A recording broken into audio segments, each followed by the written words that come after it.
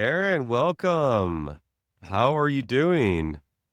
I am good. I have a newborn at home, or she's going to be 2 months tomorrow. So I don't know if she's technically a newborn anymore, but I am drinking mate because I am very tired. She was up a lot late last night, but Yeah, holding I feel strong.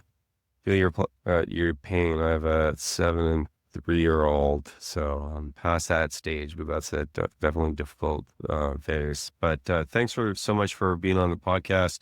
And yeah, I wanted to kind of start out with well, what was your LinkedIn post? You said this is the Elon versus Mhm. Trump of logistics uh, podcast here.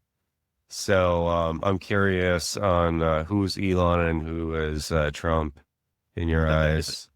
I don't know. It's just funny that it was the day that they were going at each other so hard, and which was still so mind blowing that it's like the richest man in the world and the leader of the most powerful nation in the world, like talking shit on Twitter is so bizarre.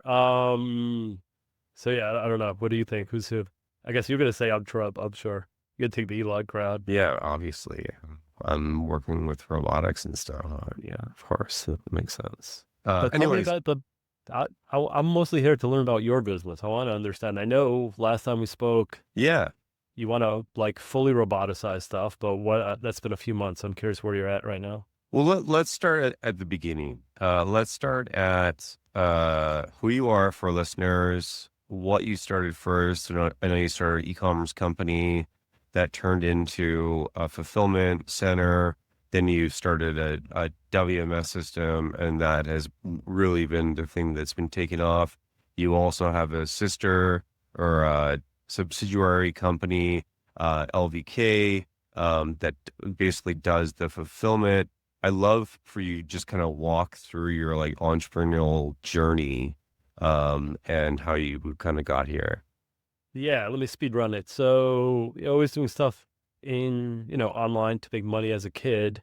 And then, the super early days of the internet. And then one of those ideas to make a little beer money was to sell karate uniforms online because no one was doing that. Launched it with a family friend, turned out to be the largest seller of karate equipment online. Oh, cool.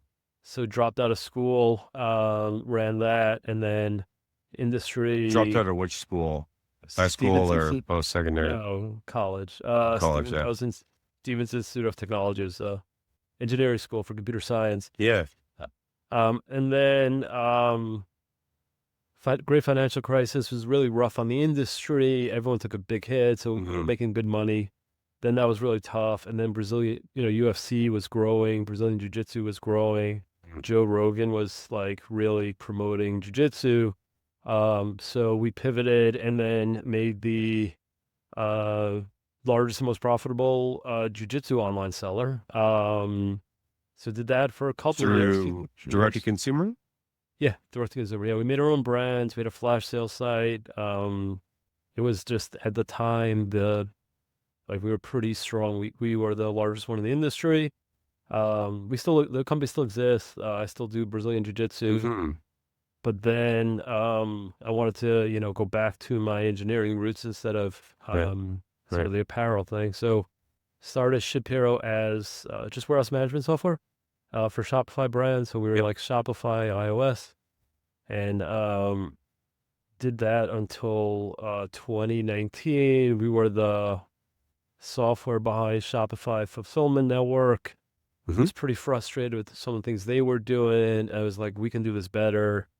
I tried to convince them. I couldn't. So then I was like, all right, I'll just do it myself. So then we launched our own fulfillment, which has way more challenges than I thought of, as probably always.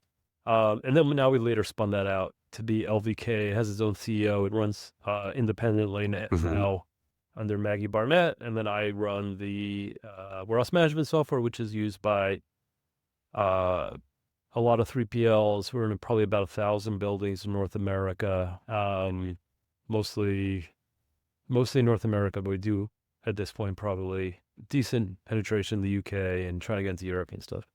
Can you talk about, I think you've said this publicly, but like the GMV of sales that go through your platform, just to give people an idea of the Yeah, scale of your business? the last thing we said was 10 billion a year. I think it's 12 or 13 for the Mhm. last 12 months. Something like that. So, we're small relative to the ShipStation, Shopify, Amazons of the world, but in terms of like the SMB mid-market 3PLs, I think we have the largest market share. Got it. Yeah. And for anybody listening that is not a fan, myself or Aaron, or don't know our stories, yeah, we're very big fulfillment nerds. So a 3PL is if you are going to be selling something online, you don't want to ship it to yourself from your own garage or whatever, you send it to a warehouse, and hopefully Aaron's software is going to be managing the fulfillment process for basically the OS for the actual fulfillment company, and then there's actual independent owners that will own the building and get your things out as they kind of come in. Yeah, thank you. I should. Did Yeah, if I explain that. Yeah, I got you, man. I know you're running out of a little sleep. Don't worry, don't Yeah, worry. for sure. Yeah, so that's kind of, and I'll kind of give my background as well. I hope to get a few more people that could hear my story as well. I started off, I'm Canadian. I'm also technical. I don't know if you knew that or not. Um, I started working for big companies like Boeing and Raytheon early in my career. And then I just kind of got the entrepreneurial bug. My very first venture back company was a company called Shyp, which Was a beast. it Like was a that was beast. Yeah. very in those days. For those who don't remember, because I was around, you guys raised like what was at the time an eye-watering amount of money, and you guys got tons of press. Like you guys were like the it company there. Yes, lots of learnings from that. So what we did is that we had our own basically 3PLs, but we wouldn't actually hold inventory. And then we're a consumer shipping app. So like you take a picture of whatever you want to ship, and we'll come to you. And this was on the Uber for everything. So we come to you in 20 minutes, take it back to our warehouse, package it up, and then send it through the different carriers. So we essentially built a version of like what ShipHero is today. And I've always kind of watched you guys from afar, not because we were competing at that stage, but I thought that it was really interesting what you were building, and you were at the time building kind of a network of 3PLs that were using your software. Yeah, Correct. that was the original idea. The original thesis was I had my warehouse in New York, and California is a really big hub for jiu-jitsu. So I was like, it's ridiculous that I got to like integrate if I want to get like a WMS on the West Coast. It should just be all standardized. Like, let's Yeah. just get like a network WMS.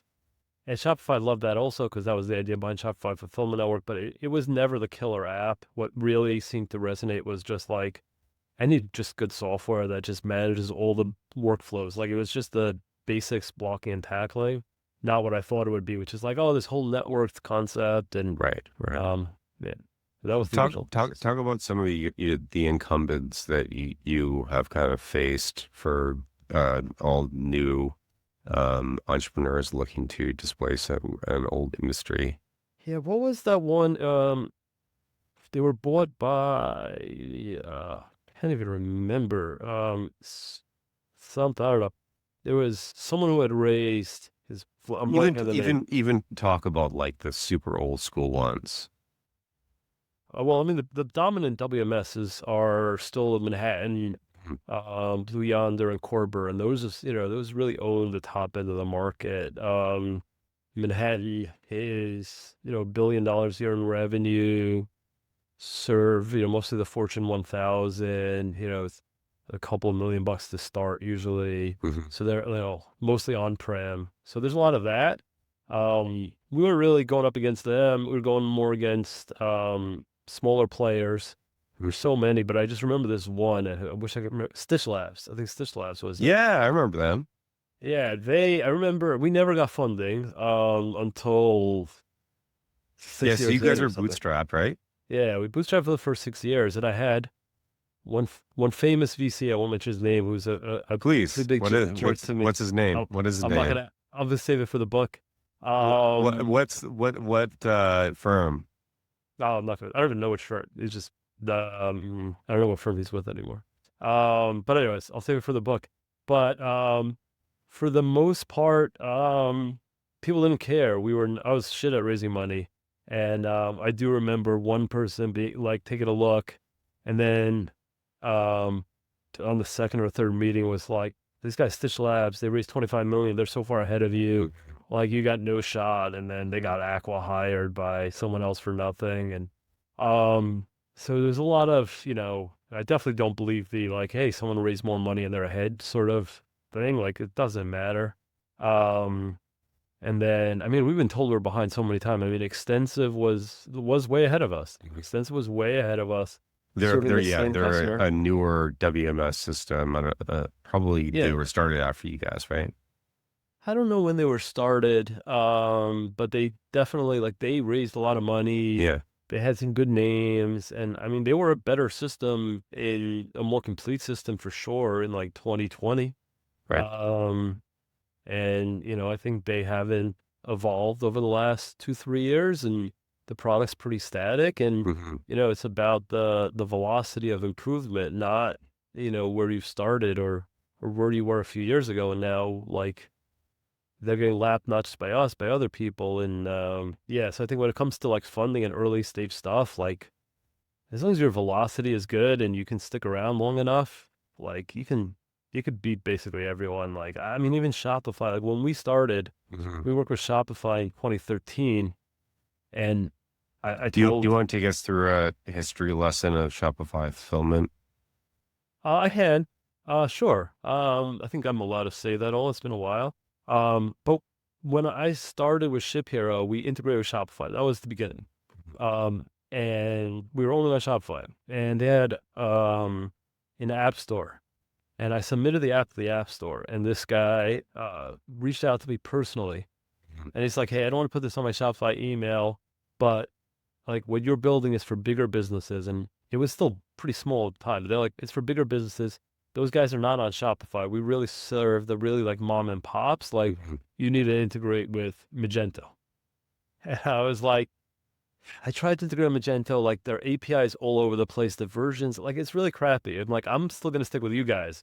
Mhm. That was pretty funny that even the guy at Shopify didn't believe that Shopify was gonna be Shopify. And they were behind everyone. BigCommerce was ahead, Magento was ahead by a Yeah, I mile. remember that. People were still using Yahoo stores. Like Mhm. they just kept making it like a little bit better, 20, 30% better every year for like, I don't know, 20 years straight. And now Mhm. they're like the best company ever. So, Mhm. anyways, that's my generic startup advice is like, just keep building for 20 years. You probably will. 20% each year. But talk about how you guys actually worked with Shopify fulfillment, because this is also a lesson for people that like if you see an incumbent that's going into like a parallel, or not even a parallel, but like a similar space that is not in their kind of wheelhouse, how they kind of fuck it up a lot. And that's where like the advantages go to startups. And I know you guys, as you mentioned, you're part of the fulfillment network. So like take us through like what that network was, why did they even want to do that, and how you guys played a role in it. Yeah. And we made a ton of mistakes. So I'm trying to remember to point out all the things we did wrong because we did a lot wrong. They did some stuff wrong. We did more stuff wrong. So the idea was, they had done Shopify payments, which was You, with Stripe. Amazing. Arguably, most of the value of Shopify is from that relationship. yeah, I think Um, 50% of their revenue comes from that, or maybe more. could be, yeah. And this guy Louis Kearns was really instrumental in it. He was friends with Toby. He was like an Ottawa guide. And Louis and Toby were like, "What's the next thing the next big place people spend money. Mhm. That's fulfillment. And they're like, if we can make fulfillment as easy as we made payment, Mhm. it's going to be great for our customers and we're going to make a ton of money. So let's do that. They reached out to us and they said, we looked at all the WMS that are connected to Shopify. This guy, Thomas Epting, actually was the guy who reached out, who was working for Louis, and said, you guys are the one. We want to work with you. Mhm. Tiny. We had like 8 engineers. We're like less than 20 people in the whole company. Wow. And we're like, all right, cool. Like, what do we need to do? Right. Which was probably stupid. Probably should have put some more guardrails around. But basically the mistake we made is we didn't charge them. We're like, all right, cool. We'll just help you guys out. And then they were constantly frustrated that we were not able to devote all our resources to them.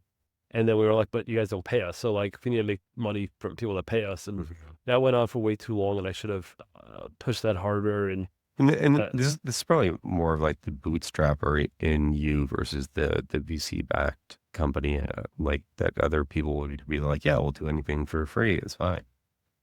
well, I mean, the VCs, if I was VC backed, I could have just like raised a bunch of more money on the back of that relationship and put the resources behind it. But instead, like, I didn't have the resources from the VCs because I was self-funding. And then I also wasn't getting paid by them. So no one won from that because they have money to pay. Mhm. I don't know why they were being the way they were. I think that was a little bit of a mistake on their end, and then said a lot of mistake on my end. It's better for everyone if you're paying the person to do the work because then they can afford to do the work and not just do it on nights and weekends for you. Mhm.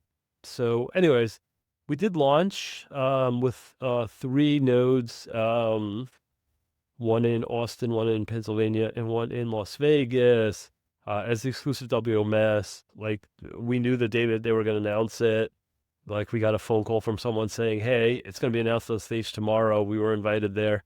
They're like, it's going to be super cool. You guys should definitely be there to see. So we're like, Mhm. great, we'll be there. And then they're like, don't trade the stock in advance because you might get in trouble. They're like, cool, we won't trade the stock.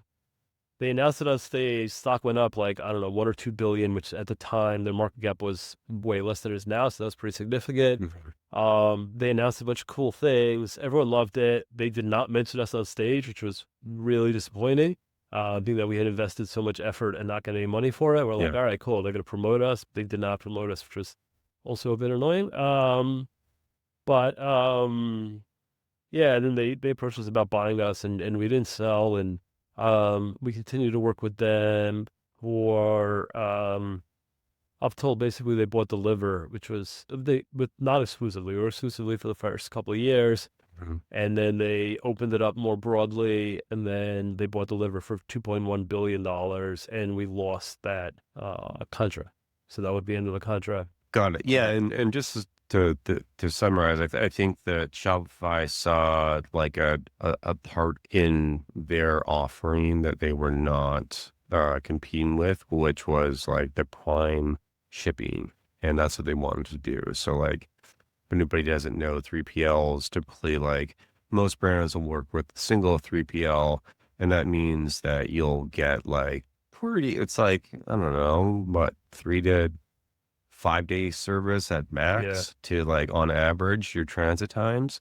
And Amazon has really brought the entire market to, like, well, now it's like almost same day. And it has to be at least 2 days. So they saw an opportunity to get there and to help their customers there. And they thought they could do it themselves versus actually partnering with people. And then they acquired Deliver. Deliver at the time was trying to be Amazon FBA. They raised a shitload of money. They were very unprofitable. I think they were losing $6 on every single order. Even when they got acquired, they're a money losing business. And then kind of fast forward, Shopify sold them the Flexport, and I don't know what's going on with them. Anyways, that's kind of the story here. And we get into more. I think we kind of brought people up. I'll go through what I've done since Shyp, and then we get kind of talking. I know you want to talk about what we're doing now, but so after Shyp, so ultimately it failed. And that was like super tough. And like, honestly, I thought like we were going to be the next fucking Uber. I was like looking at my private net worth. I'm like, holy shit. Like What was there's what was the peak value? I know the headline. I know the amount of money raised. I don't think I know the 250, valuation. 250. That's a 250 lot. million. And I owned, yeah, Obviously, yeah. a lot of it. What are you over And 50%?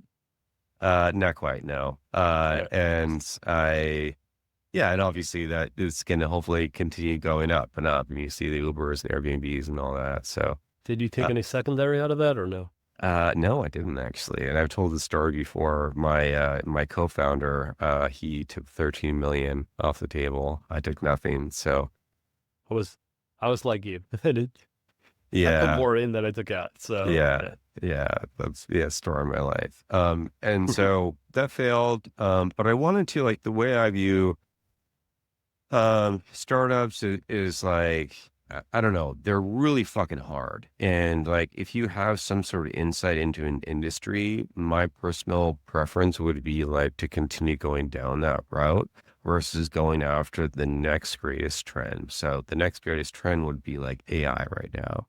And so my next company after that was Airhouse, which was kind of similar to what you guys are building, but we were basically a marketplace on top of 3PLs. So we would integrate with the 3PL's WMS system. We were also a partner with you guys as well. And you guys actually were the best WMS system we worked with, but we also worked Thank with you. proprietary WMS systems. And our whole thing was that we would have a network that could like provide the kind of the Amazon type fulfillment service at like Amazon prices, and we would be global and all of those things. And unfortunately, that did not work. And I'll just give like a 2 second. I have another episode if people are interested in learning exactly what happened there. But um, essentially, we just couldn't rely on our partners. We would basically like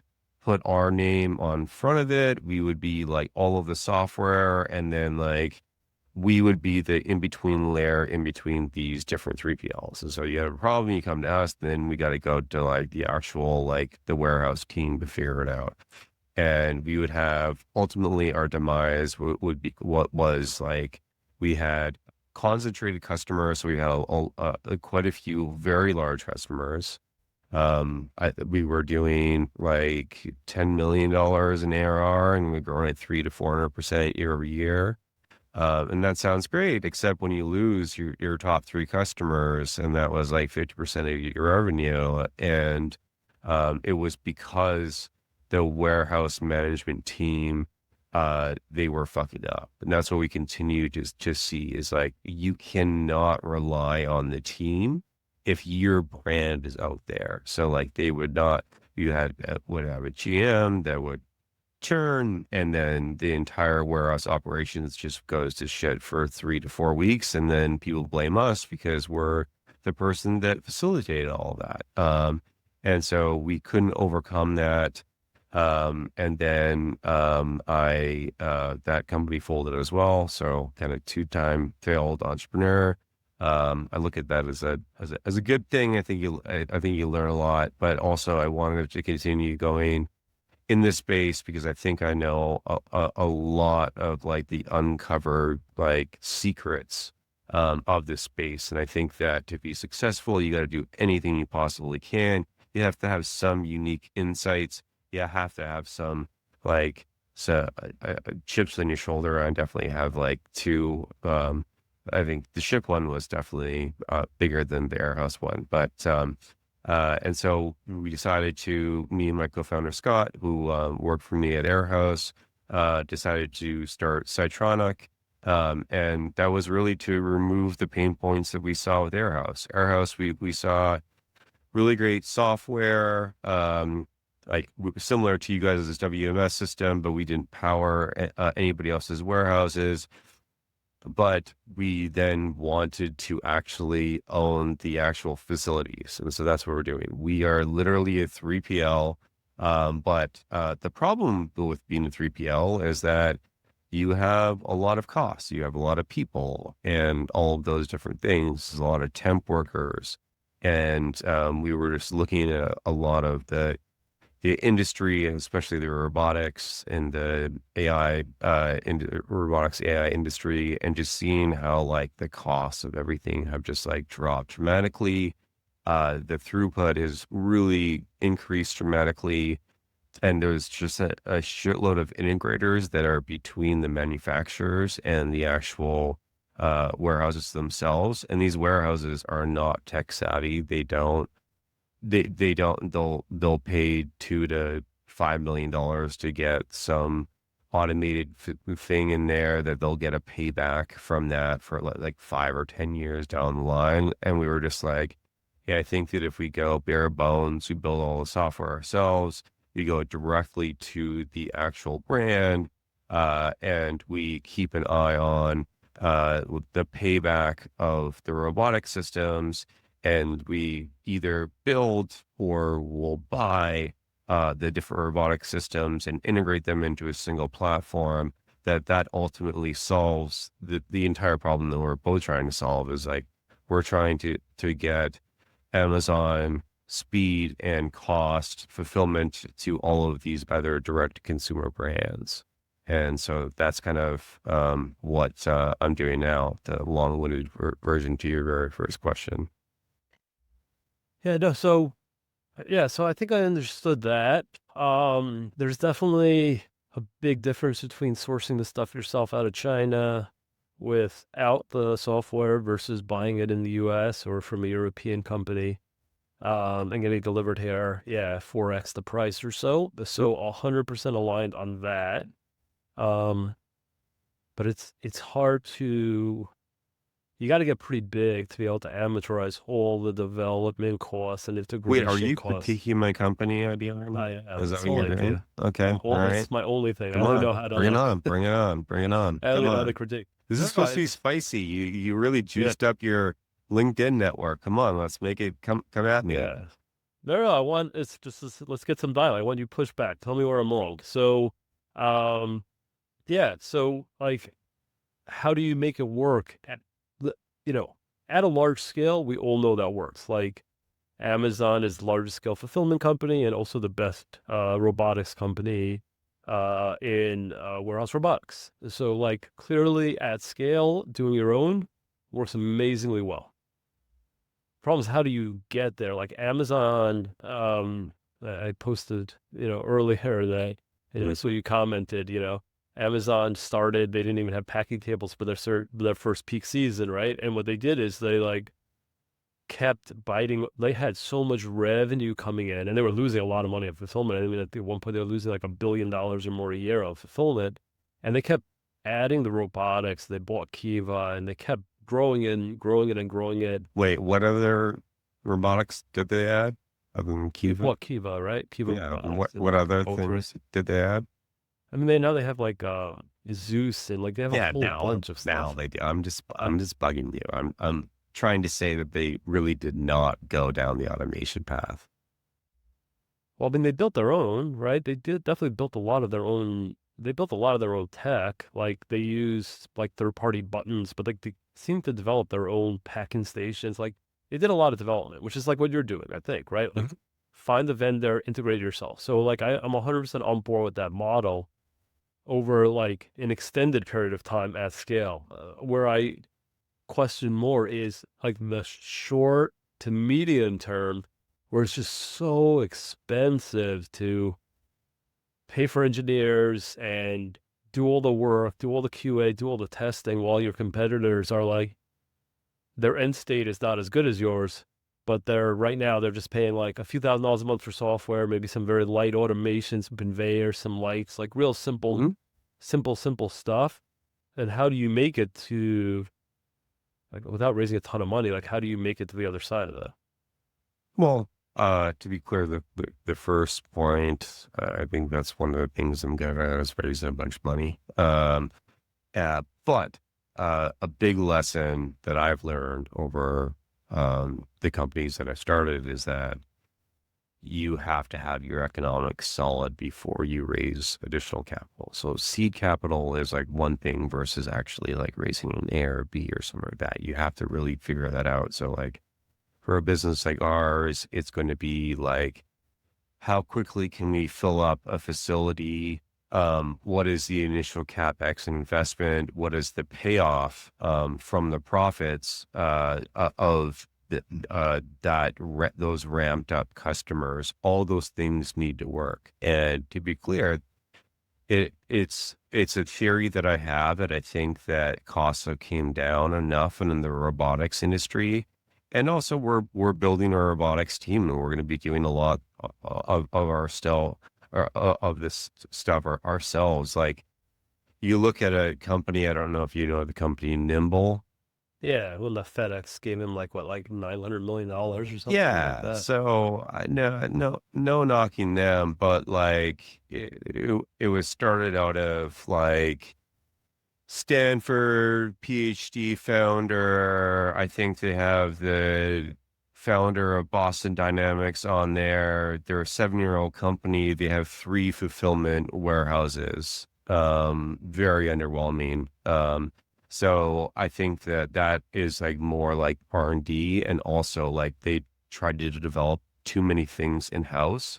And so I think that a lot of things can happen, right? Like you look at Uber, for example, like what happened if the actual iPhone didn't launch? Like they could not be a company. And I think that there are a lot of similar things that in our industry that have been those moments. I won't tell you because then I'll be giving away my secrets. But I think that we're now, and also looking back at like the broader industry, like right now, software AI is like the hype cycle. Um, I do think physical AI or robotics AI or whatever you want to call it, like that's going to be 10 to 100x bigger than the actual software AI because you're able to replace so many manufacturing jobs and fulfillment jobs and like the Waymos and like all of these different things. And so I'm trying to like go and build what the future is going to be, even if potentially the unit economics are not there and that today.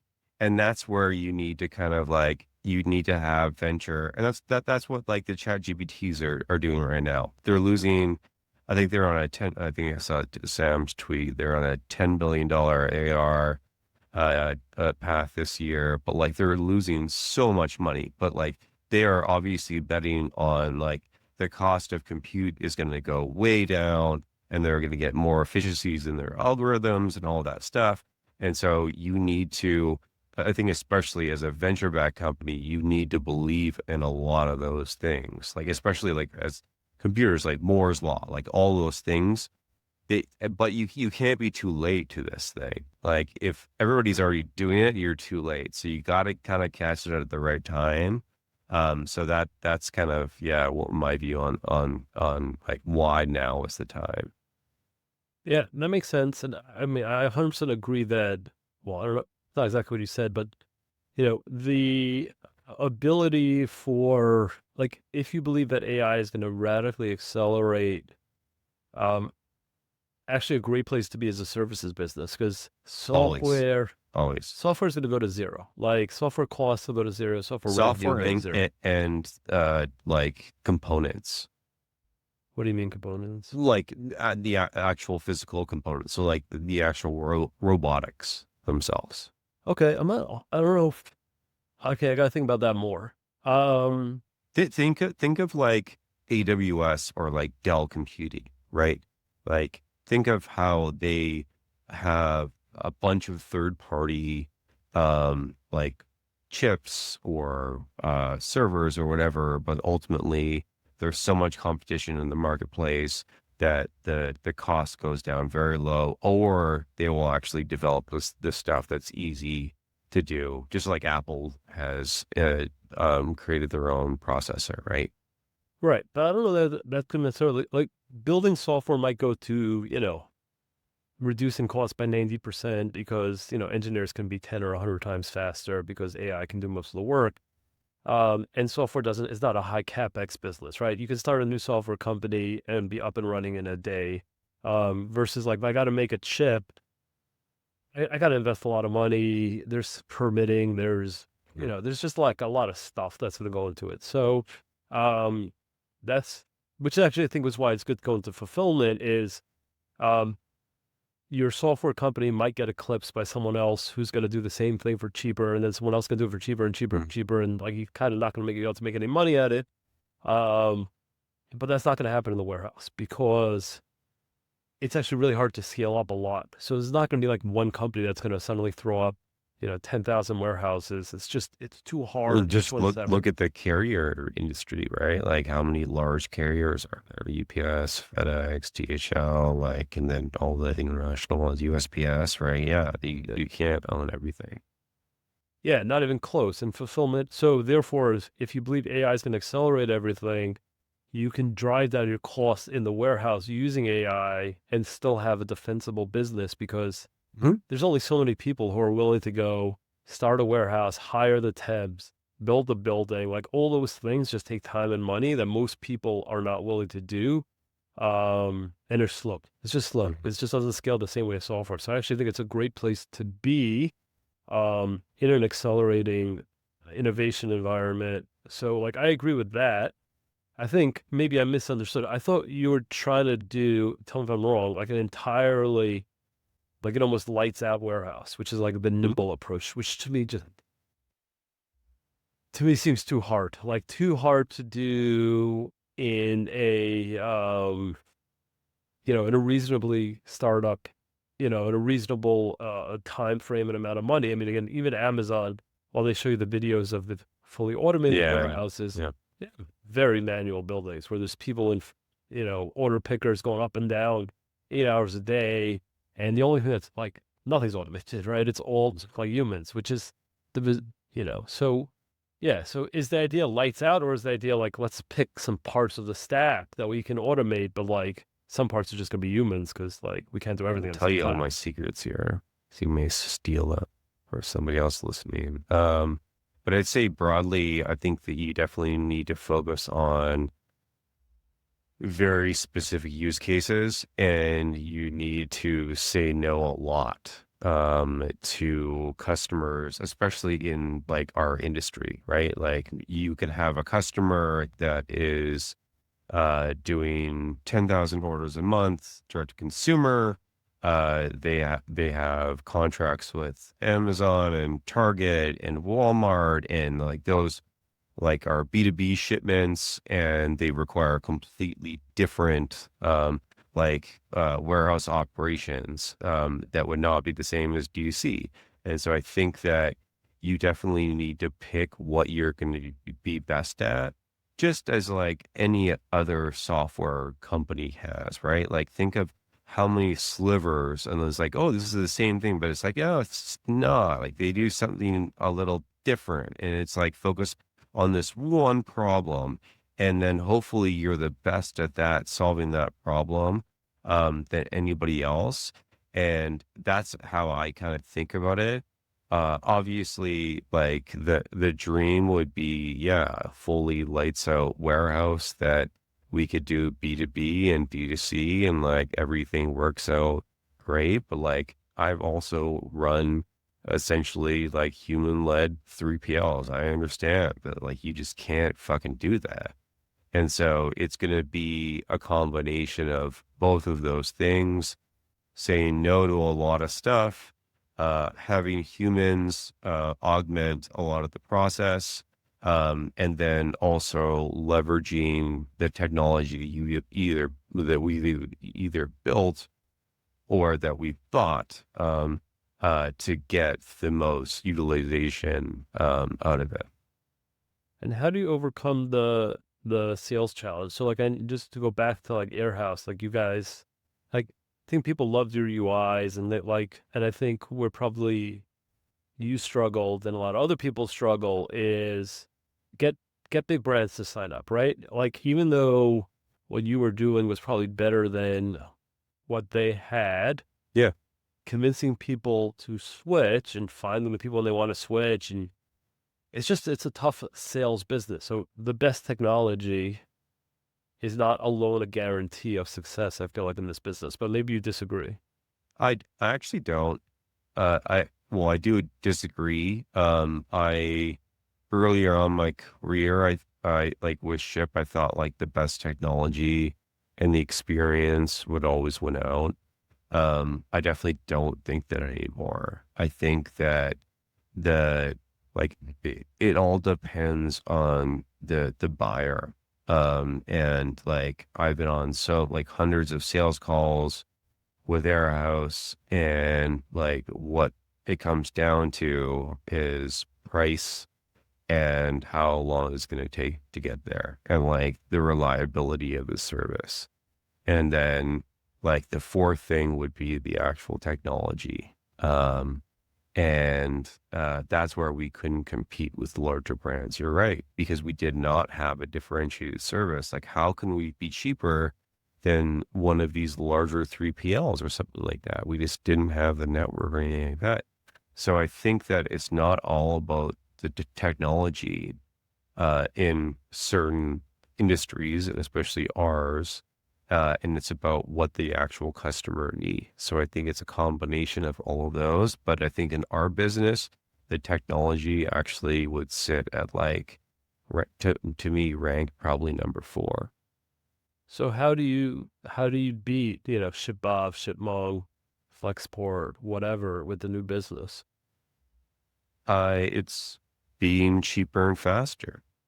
So you think by adding the robotics, you'll be able to come in enough cheaper, even though they have, so much more scale, so they can, they got a massive sales team. Like, well, they have all those advantages. You think that like the robotics going to be enough of a price difference that you could come in lower and overcome the fact that they can like have, I don't know how many salespeople, but at least 10x as many salespeople as you or something. Yeah, my ultimate belief is you build the right product when you kind of craft your go-to-market motion after that. And by product, I don't mean technology. I mean what the customer actually wants. So in this case, it really is price and transit times and all that. Um, and I think that so like we're already cheaper than Amazon FBA for fulfillment. So you're gonna be the cheapest. That's the business model. You're gonna be the cheapest. Everyone wants cheap in this industry. We all know that. If you're close to the customer and cheap, you'll win. And you think you can close to the customer, that's kind of easier, right? Because you could just set up multiple buildings. Mhm. You don't need that many buildings. People think you need 50 buildings. You really don't. You could probably do it five. Um, and get everywhere in 1 to 2 days. And it's just a matter of price, right? Mhm. You think like the robotics, source them out of China, build your own tech, and vertically integrate it.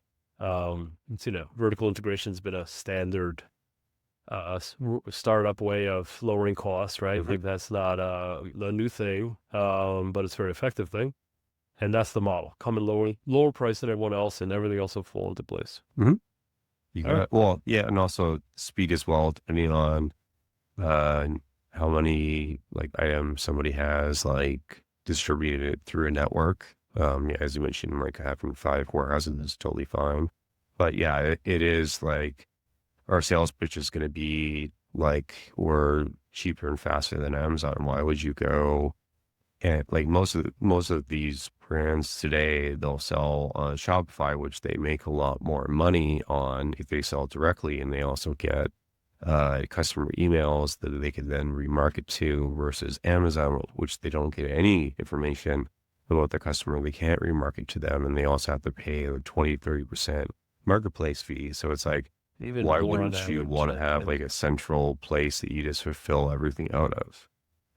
Yeah, And no, yeah. for sure. I mean, that was the Shopify Fulfillment Network and all the other ones. Like, that's the thesis. That's what everyone's going for. I mean, like ShipBob, I think is the most successful one, doing the 4PL or scaled up 3PL tech model. And, I think they'll get to $1 billion in revenue this year. So, like, Mhm. there's definitely a market. I don't think that's a question.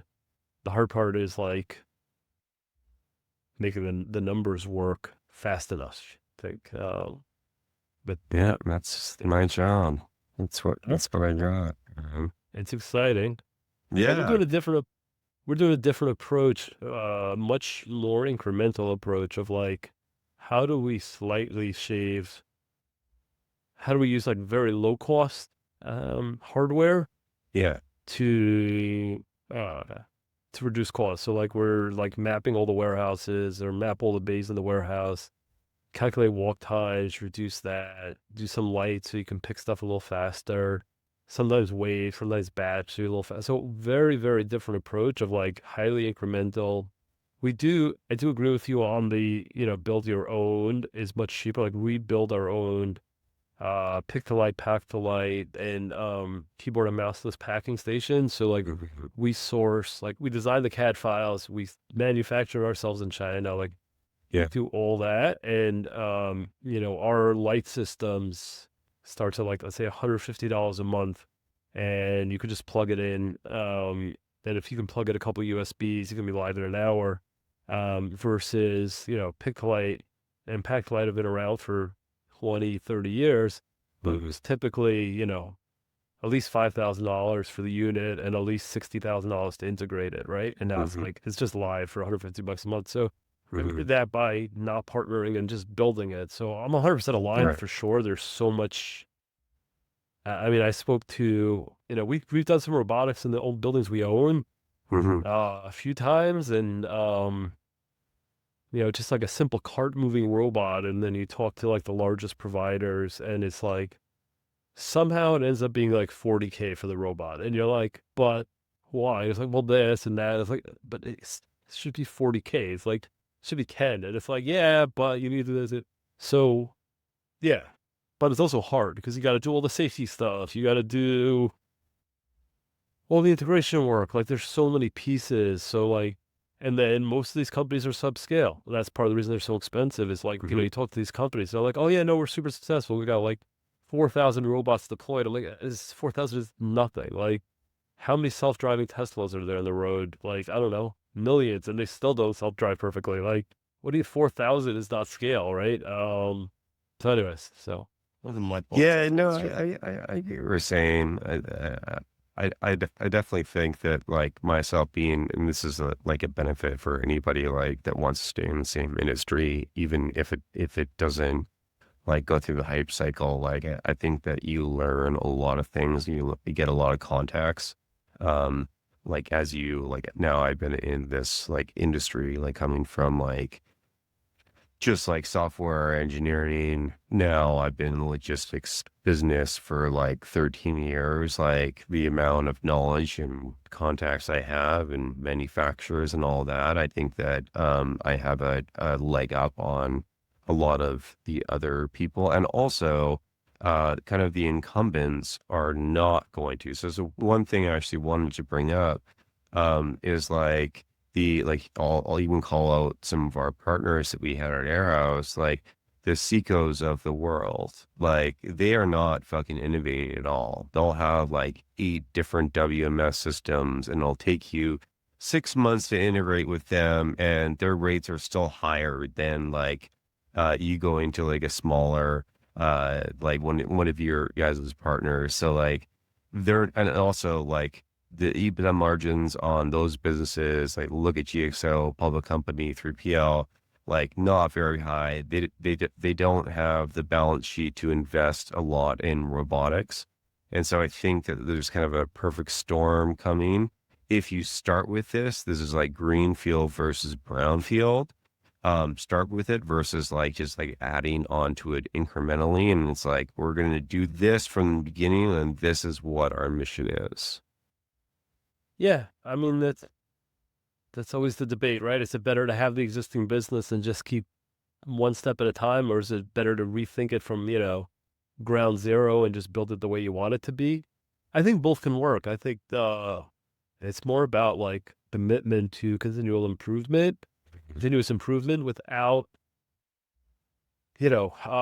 without saying but, spoke to someone and they're like, yeah, that's great, but our WMS can't do that. So like we can't serve that market. It's like that's not like Mhm. once you accept that that's a valid excuse for not doing anything, instead of saying, well, okay, I got to either get my WMS provider to solve that problem for me, or I got Right. a different WMS provider. Like, that's a very solvable problem. But once you say, we can't because, it's the beginning of the end, right? So I think there's plenty of like legacy companies that do continue to innovate.